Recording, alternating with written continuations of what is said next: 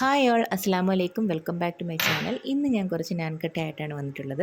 എല്ലാവർക്കും നാൻകട്ട ഉണ്ടാക്കാമെന്ന് അറിയാം, എങ്കിൽ പോലും ഞാൻ എൻ്റേതായിട്ടുള്ള രീതിയിലാണ് ഇവിടെ ചെയ്തിട്ടുള്ളത് കേട്ടോ.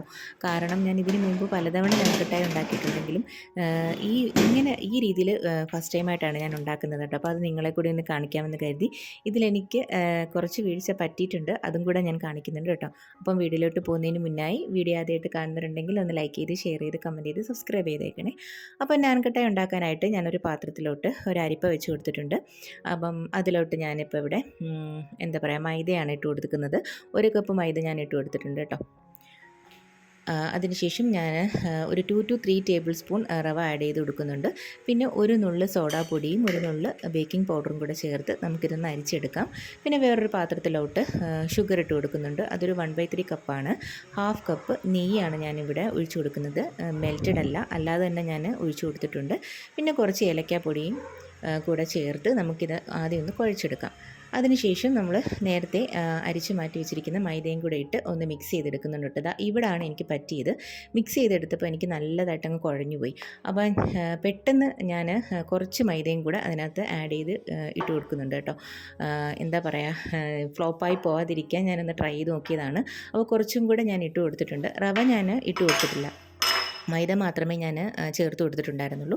അപ്പം ഞാനിത് കുഴച്ചെടുത്തപ്പം ഈ ഒരു സ്റ്റേജിൽ വേണം നമ്മൾ കുഴച്ച് സെറ്റ് ചെയ്ത് വെക്കാൻ വേണ്ടിയിട്ട് കേട്ടോ. അപ്പം നാരങ്ങ വലുപ്പത്തിലുള്ള ഒരു ബോൾ ഷേപ്പായിട്ട് ഞാനിവിടെ സെറ്റ് ചെയ്ത് വെക്കുന്നുണ്ട്. ഓവനിലാണ് ഞാൻ ചെയ്യുന്നത്. ഓവൻ നേരത്തെ തന്നെ 180 ഡിഗ്രിയിൽ ഒരു 10 മിനിറ്റ്സ് പ്രീ ഹീറ്റ് ചെയ്ത് വെച്ചിട്ടുണ്ടായിരുന്നു.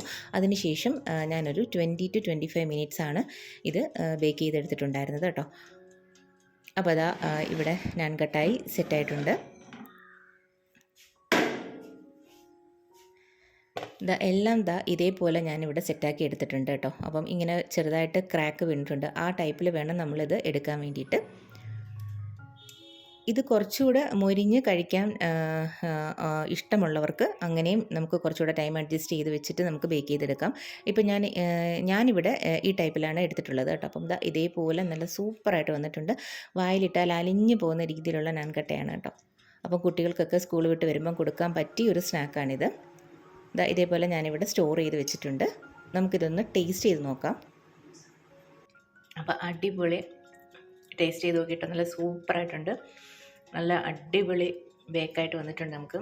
അപ്പം ഇത് മൊരിഞ്ഞ് കഴിക്കണമെന്നുള്ളവർക്ക് അങ്ങനെയും കുറച്ച് നേരം കൂടെ ഒന്ന് നമുക്ക് എന്താ പറയുക, ടൈമിങ് അഡ്ജസ്റ്റ് ചെയ്ത് കൊടുത്തിട്ട് ബേക്ക് ചെയ്തെടുക്കാൻ പറ്റും. പക്ഷേ ഇപ്പോൾ ഇത്രയും തന്നെ മതിയാവും കേട്ടോ. നല്ല സൂപ്പറായിട്ട് നല്ല ടേസ്റ്റി ആയിട്ട് കിട്ടിയിട്ടുണ്ട്. നല്ല വായിലിട്ട അലിഞ്ഞു പോകുന്ന രീതിയിൽ തന്നെ കിട്ടിയിട്ടുണ്ട്. അപ്പം എല്ലാവരും ഇതൊന്ന് ട്രൈ ചെയ്ത് നോക്കിയിട്ട് ഫീഡ്ബാക്ക് അറിയിക്കണേ. അപ്പോൾ അടുത്ത വീഡിയോയിലായിട്ട് കാണുന്നത് വരെ ബൈ.